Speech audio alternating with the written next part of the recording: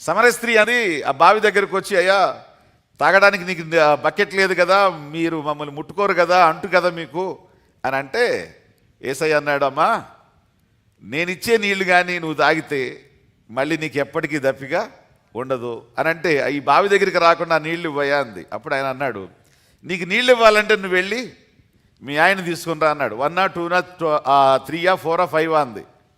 యేసుప్రభు వారు చెప్పారు, ఎవరిని తీసుకురావాలని అంటే నీకు 5 మెంబర్స్ ఉన్నారమ్మా అని అన్నాడు. ఆ 5గురికే తెలియదు 5 అని సంగతి, నీకట తెలుసు.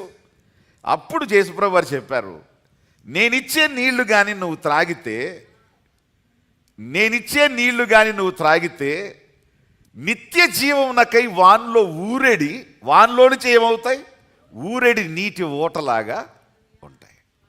సరే, ఓల్డ్ టెస్టిమెంట్లో మీకు చూపించాను, న్యూ టెస్టిమెంట్లో చూపించాను. విశ్వాసి దేనికి గుర్తు? ఉబికి బయటకు వచ్చే నీటి ఊటకు గుర్తు. నీటి ఊటలు వస్తూ ఒక స్టేజ్లో, ఒక స్థాయి, ఒక చోట ఏమవుతాయి, ఇవి ఒక గుంటలో ఏమవుతాయి, స్టోర్ అవుతాయి.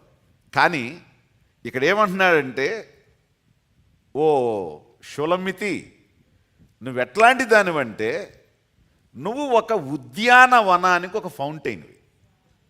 ఈ ఉద్యానవనంలో ఏమున్నాయి?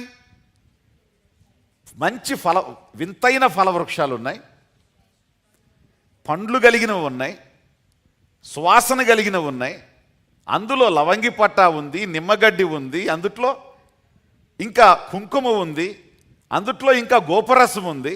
ఈ విధంగా రకరకాల సువాసనలు ఇచ్చే చెట్లు, చాలా కాస్ట్లీ చెట్లు ఉన్నాయి. బై ఛాన్స్ నువ్వు కానీ నీళ్లు ప్రొవైడ్ చేయకపోతే, నువ్వు కానీ నీ డ్యామ్లో నుంచి, నువ్వు కానీ నీ స్టోర్లో నుంచి, నువ్వు కానీ నీ జలాశయంలో నుంచి నీళ్లు నువ్వు ప్రొవైడ్ చేయకపోతే మొత్తం చచ్చిపోతాయి. నువ్వెవరవో తెలుసా? అవి చచ్చిపోకుండా వాటిని బ్రతికిస్తూ, వాటి సువాసనలు వెదజల్లుతూ, వాటి ఫలాలను ప్రజలకు ఇస్తూ సంతృప్తి పరచాలి అని అంటే నువ్వు ఏం చేయాలి? నీవు నీళ్లు ప్రవహించేటట్లు చేయాలి. నీ డ్యాంలో ఎప్పుడు వాటర్ ఉండాలి. ఈ డ్యాంలో వాటర్ వర్షం వస్తే నిలిచే వాటర్ కాదు. దీని కింద నుంచే ఏం చేస్తుంది? ఇది ఉబికి ఉబికి ఉబికి బయటికి వచ్చేటువంటి వ్యక్తివు నువ్వు. Glory to God. ఏంటి దీని అర్థం? నీరు దేనికి సాదృశ్యం?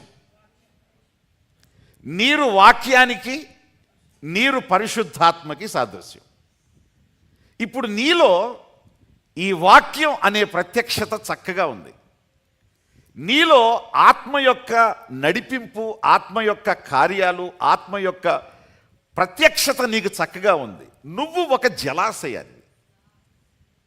నువ్వెవరివి? నువ్వు ఒక జలాశయానివి. నువ్వు ఏం చేయాలంటే, నువ్వు ఎలాంటి బ్లెస్సింగో తెలుసా? నువ్వు ఇలాంటి ఫలవృక్షాలు లాంటి విశ్వాసులు, ఇలాంటి సువాసన సంబంధమైన క్యారెక్టర్ కలిగినటువంటి విశ్వాసులకి, ఇలాంటి వాళ్ళందరికీ కూడా బ్రతికించే వ్యక్తివి నువ్వు. వాళ్ళని చావకుండా ఏం చేస్తావు నువ్వు? నీ నుండి తీసుకున్నటువంటి నీళ్ల ద్వారా, నీ నుండి తీసుకున్న సహకారం ద్వారా వాళ్ళు ఏమవుతారు? They will live.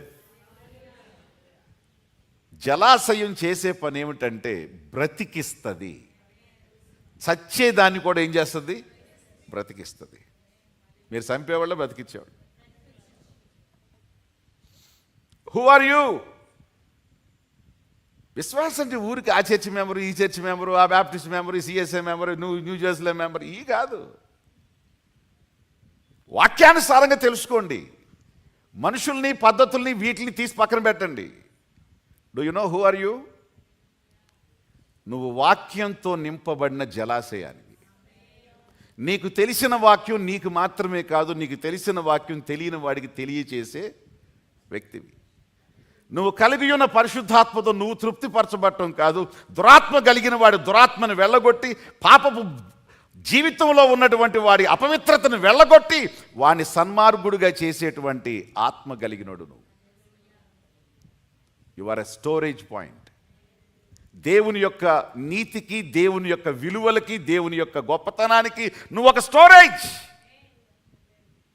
నువ్వు ఒక స్టోరేజ్. నీ వలన తోటలు బ్రతుకుతాయి, చర్చిలు బ్రతుకుతాయి, సంఘాలు బ్రతుకుతాయి, సంస్థలు బ్రతుకుతాయి, విశ్వాసులు బ్రతుకుతారు, మనుషులు జీవిస్తారు నీ వల్ల.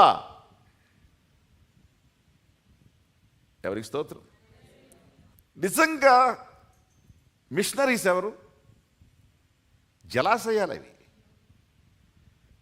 అవునండి, మిషనరీస్ జలాశయాలు. వాళ్ళు భారంతో నింపబడి దేశాలు వదిలేసి, సౌకర్యాలు వదిలేసి, ఉద్యోగాలు వదిలేసి, వాళ్ళ యొక్క ఫెసిలిటీస్ వదిలేసి వాళ్ళు వచ్చి చెట్లకి ఏం చేశారు? నీళ్లు పెట్టారు. దేశంలో ఉన్న మనుషుల్ని ఏం చేశారు? బ్రతికించారు.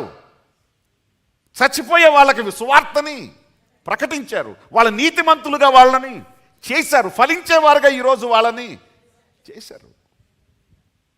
నువ్వు జలాశయాన్ని. నేను నీలో చూస్తున్నాను storage of water, the storage of word, the storage of spirit, the storage of faith నీలో నిక్షిప్తమై ఉంది. హల్లెలూయా.